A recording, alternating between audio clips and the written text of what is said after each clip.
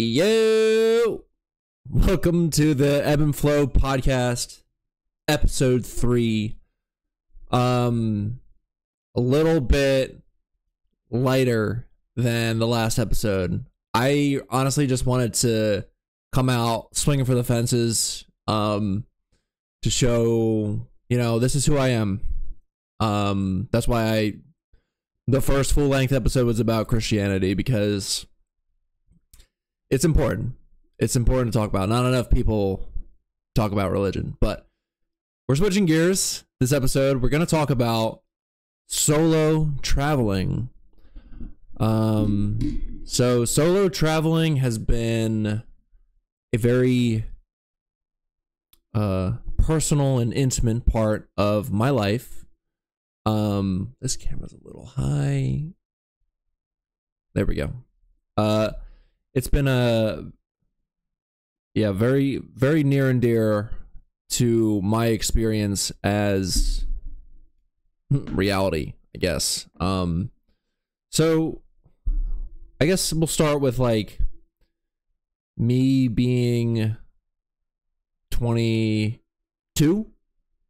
Basically 1 year into COVID, so 2021. Maybe I was 24 actually at the time. So okay, yeah. So this is again. This goes with like a lot of changes that have happened in my life. It's accelerated seriously from 2 years ago when I was 24. So, take a little bit before that. We're gonna go even before that. I was very uncomfortable with going to anything by myself because I was brought up under the mentality that, if you want to do fun things, you got to do them with friends. You just don't do it alone. That's just, unheard of. Anytime you go out and to an event or do something fun with your life, like it's got to be with other people. And I totally bought into that mentality. Growing up, everything. I remember my parents telling me like, you gotta make friends. You gotta go out and do things with other people, and I can see where their intentions were coming from. They're good intentions. But no, they never encouraged like do things by yourself. And from my parents' point of view, that's probably more of like a fear behind that. Like they don't want me a fear. And now I'm thinking maybe it's even like a lack of faith in me to like do whatever I want and not need anyone.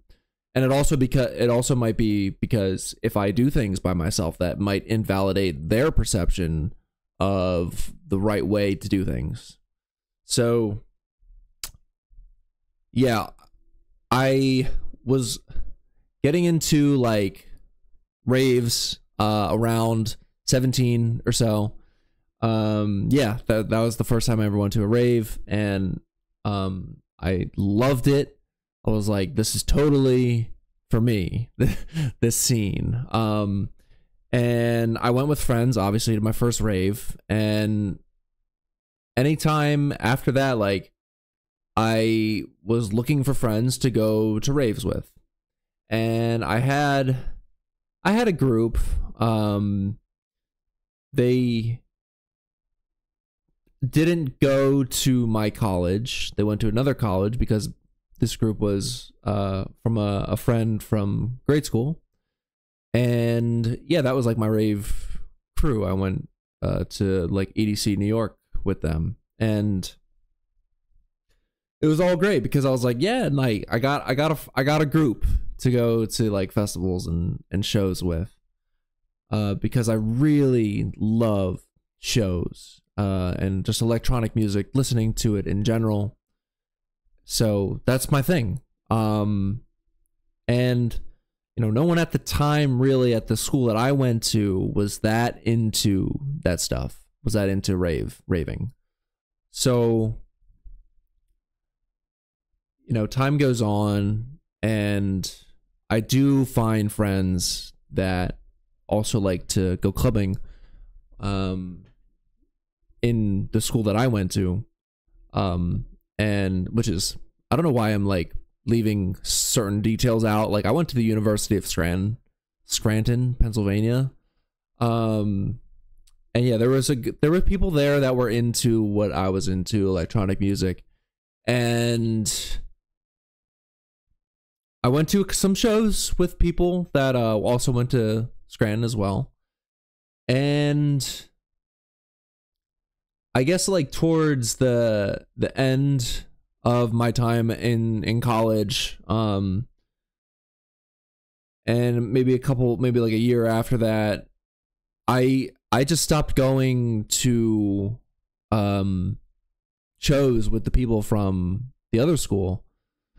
And then it was just me and some of my Scranton friends. But after school, after graduating, I was in the minority in the sense that I immediately went to get a job and like start making money. And most of my friends went on to pursue higher degrees of education. And so, yeah, I mean, I was just one of the people that started making money early and really wanting to go out because now I can afford to go out. But then fucking COVID hit and I was living at my parents' house for almost a year already, post-grad. And everything shut down. So I couldn't go to the clubs because you can't, yeah, all the clubs were shut down. And you know, hunkered down for a year, played Call of Duty Warzone every day, every night during quarantine and into that first year of COVID. And so summer 2021 rolls around, the next year, things are starting to open up again. And I have the itch. I'm like, oh my God, I gotta go to the club. So wait, you're probably thinking like, how does this all relate to like traveling solo? It's a build up. So I'm building it up to get to that point. Yeah, so I wanted to go to this club and no one was willing to. I don't know if I reached out to that many people, but I kind of wanted to do it by myself. So, but I was still had this like huge fear that of just going by myself. Because one, I lived at my parents' house, so I was gonna say to my parents like, I'm going to this club by myself downtown, which is like 50 minutes from my parents' house. And, you know, from their point of view, like, their son is going out to a club almost an hour away, and the show ends at 2. He's going to come back around 3. So, you know, they're probably not going to like that. And this is kind of like the mentality that I came into, where I was able to travel by myself comfortably. This is like, this club experience is my first foray, getting my feet wet into the world of traveling alone. And it's really prioritizing your experience, regardless of what anyone else thinks about it. It takes a lot of courage to do things that you want to do, even though it's not quote unquote normal. And I knew, at least from growing up, that going out by yourself, doing things by yourself that you're supposed to do with other people is not normal and it's taboo. But again, electronic music calls to the deepest parts of my soul. And so I was like, I mean, I think facing that fear of going by myself is worth it. Is worth experiencing the music. So, I mean, yeah, I bought the ticket to go to the club. I told my parents, they did not like it. They didn't like that I was doing this. But again, I was 24, 23 at the time. No. You know, I can't fucking tell the ages, bro. I can't do math right now. 2021. So I just went. I drove downtown, parked my car, and the second I got in the club, man, I felt it. I felt the insecurity, like, oh shit, I got no one to talk to.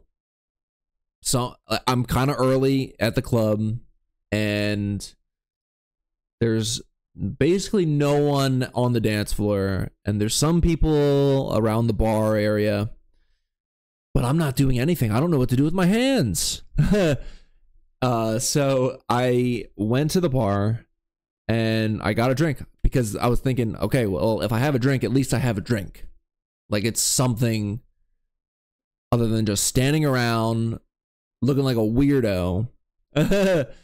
Like, the fear of being perceived was so prevalent at that time that I got a drink and I stood near the back and was just kind of vibing, like swaying a little bit, got the drink in my hand and sipping it a little. Really just sitting through it. That's all I was doing, was like, this is fucking uncomfortable as shit right now. But this is what I want to do. Like, on the other hand, like, this is my thing, for sure. So again, I just sat through it, man.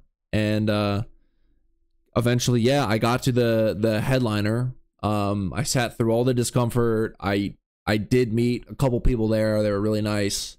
Talked to some people, and fuck, dude, like, the headliner was lit. It was the first time I ever went to a nightclub by myself, and it was Vice Tone. If anyone knows Vice Tone, they made like melodic stuff. I listened to them a long time ago, but yeah, it was actually so much fun. By the end of the night, I was vibing. I was jumping up and down, and just totally immersed in the music, listening to those nice club speakers, getting the bass hit in my body. And it was awesome, man. I left the club that night and I was like, yo, this shit is for me. Because I've only been to like festivals before, never like a club. But yeah, that was my first solo kind of experience doing something against what is considered normal. And that kind of propelled me to go on. I kind of have a sizable resume of solo travel. Maybe I can list off a few places. I've been to Bonnaroo by myself, all the music festivals. So Bonnaroo, Hijinks in Philly, Elements Festival in PA, Lost Lands. That's off the top of my head for the festivals. And in terms of just traveling, I've been to Costa Rica by myself. I went to the Netherlands by myself. I went to Vancouver Island, Canada by myself. I've been to Denver by myself. Obviously, it's all by myself. And yeah, so how did I get to all that from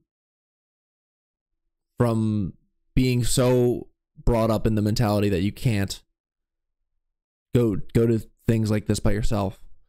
I would say the next like huge leap that I took in this journey was going to Bonnaroo. Bonnaroo is 12 hours away from Philly in Manchester, Tennessee.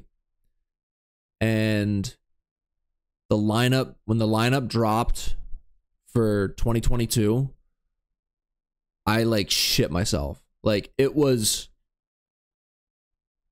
calling to my soul. Then the lineup was like, Ben, you gotta come to this shit. Like, so many good artists.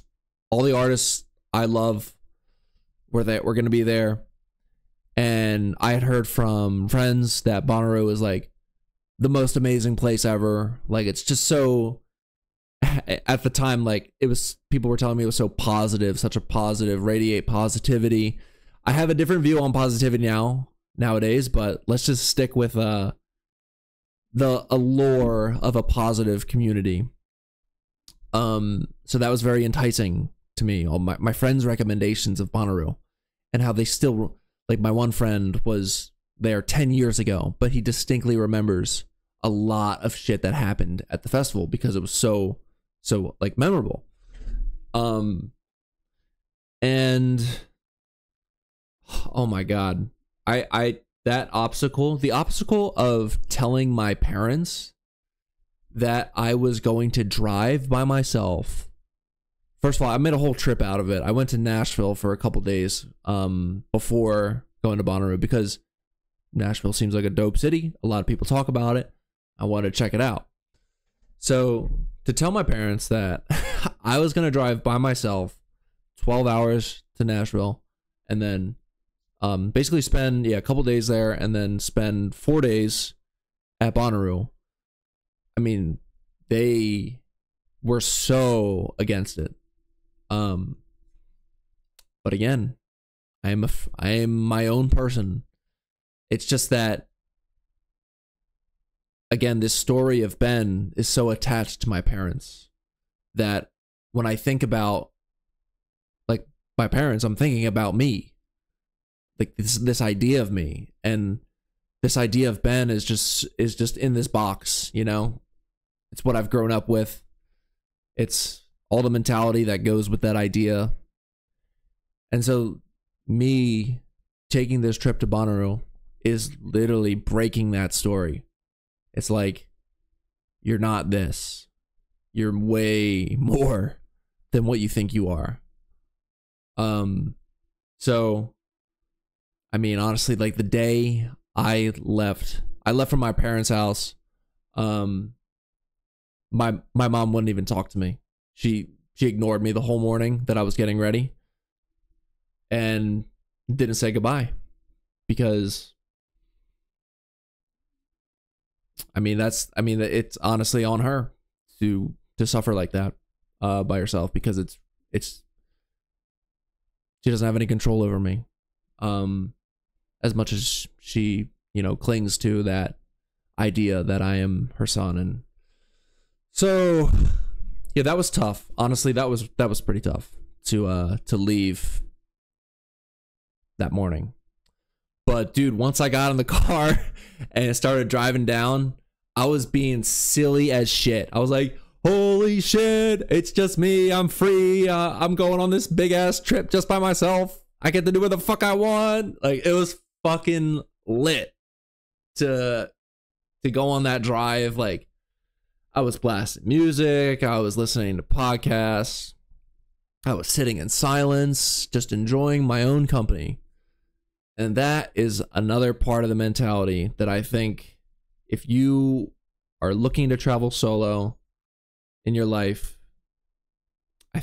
I think it would be helpful to be comfortable with your own company, to learn to enjoy yourself first. If you can't enjoy yourself, you're probably not gonna enjoy traveling alone. And yeah, this traveling alone is like something I could have never imagined myself doing. But again, it's just the letting go. You're just letting go more and more, and it takes a lot of courage. But on the other side of fear is freedom, and is the freedom worth it to you? So, and oh my God, Bonnaroo was one of the most magical experiences of my entire life. To this day, it was my first, little solo travel trip, but like not little, but huge. But I met someone there who completely changed my outlook on reality. It was a solo, like, female traveler, and she had already been to all these countries before coming to Bonnaroo, where I met her, and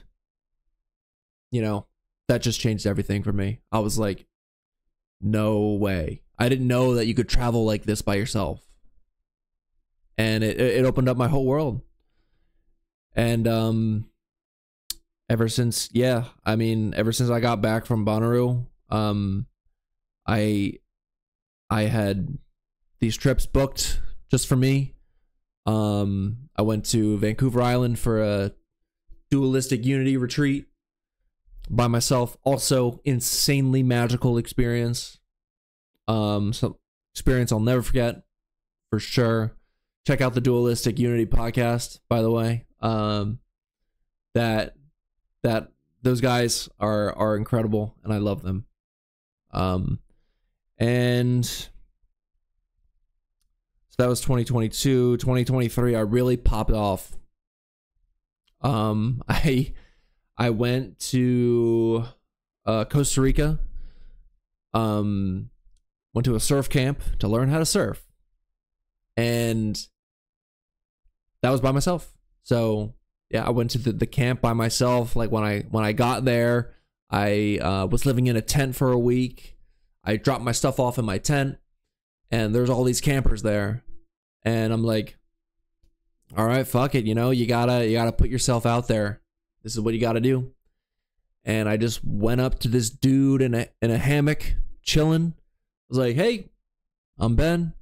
And he introduced himself and ended up being the guy that I got closest with during that trip. Austin, if you're listening to this, shout out Austin. Austin's a fucking awesome guy. I hope you're doing well, man. I love you.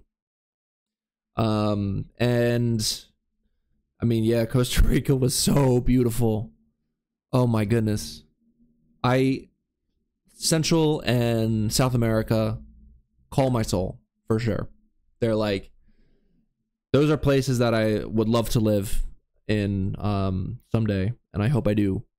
Because just the culture and the weather, the people, like, environment, it's just so unbelievably beautiful.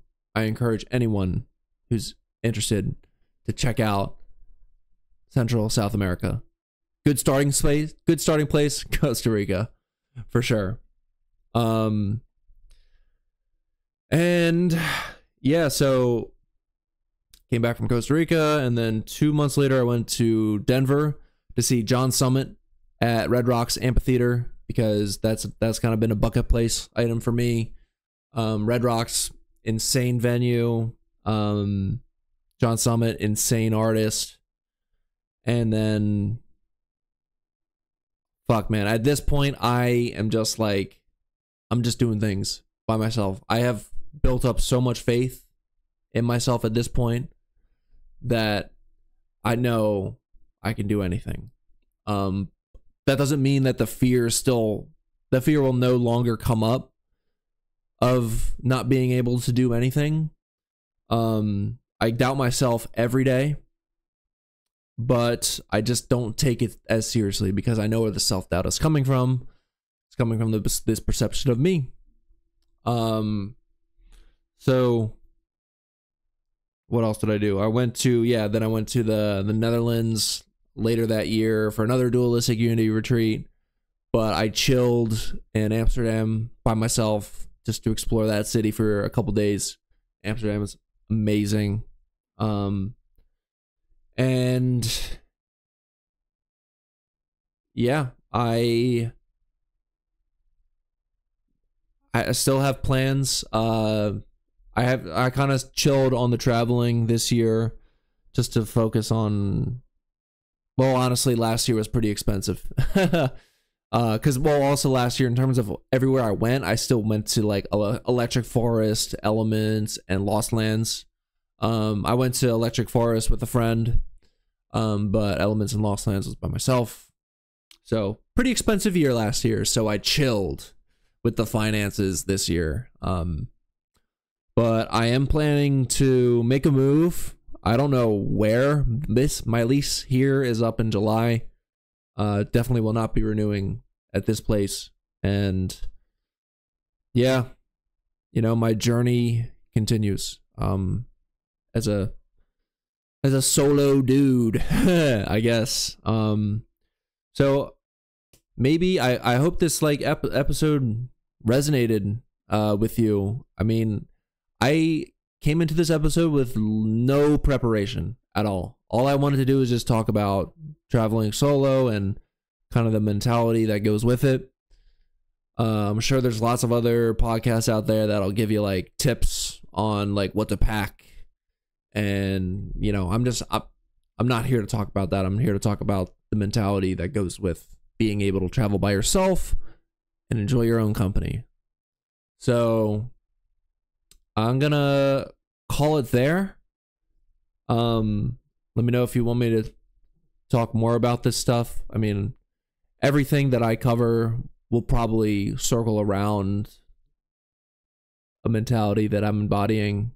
But yeah, this episode is a little lighter too than the last, and I really enjoyed talking about it with no plans. And yeah, that's it. Enough. I'm rambling. So I'll catch you on the next one.